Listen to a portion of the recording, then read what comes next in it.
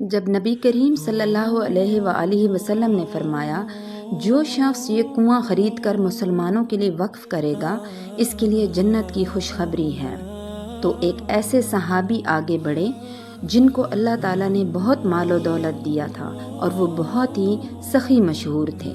انہوں نے وہ کنواں بہت بڑی قیمت دے کر خرید لیا اور مسلمانوں کے لیے وقف کر دیا۔ وہ صحابی کون تھے؟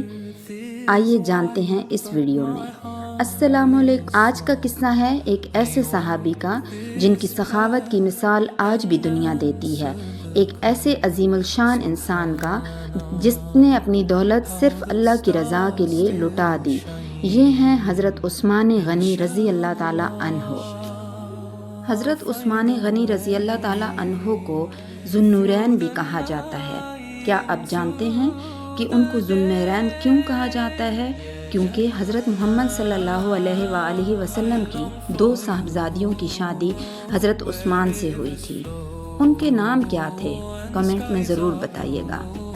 حضرت عثمان غنی رضی اللہ تعالیٰ عنہ نبی کریم صلی اللہ علیہ وآلہ وسلم کے جلیل القدر صحابی، تیسرے خلیفہ راشد اور نہایت نرم دل، باحیا اور سخی شخصیت تھے۔ آپ رضی اللہ تعالیٰ عنہ نے اسلام اور مسلمانوں کی خدمت کے لیے بے شمار قربانیاں دی۔ مدینہ منورہ میں ایک کنواں تھا جسے بحر روما کہا جاتا تھا۔ اس کا مالک پانی بیچتا تھا، جس کی وجہ سے غریب مسلمانوں کو پانی لینے میں مشکل پیش آتی تھی۔ جب نبی کریم صلی اللہ علیہ وآلہ وسلم نے فرمایا کون شخص یہ کنواں خریدے گا، جو خریدے گا اور مسلمانوں کے لیے وقف کرے گا اس کے لیے جنت کی خوشخبری ہے، تو حضرت عثمان غنی نے وہ کنواں بہت بڑی قیمت دے کر خرید لیا۔ خریدنے کے بعد انہوں نے اس سے 1 پیسہ بھی نہیں لیا، بلکہ اعلان کر دیا کہ اب یہ پانی ہر امیر و غریب کے لیے مفت ہے۔ سبحان اللہ۔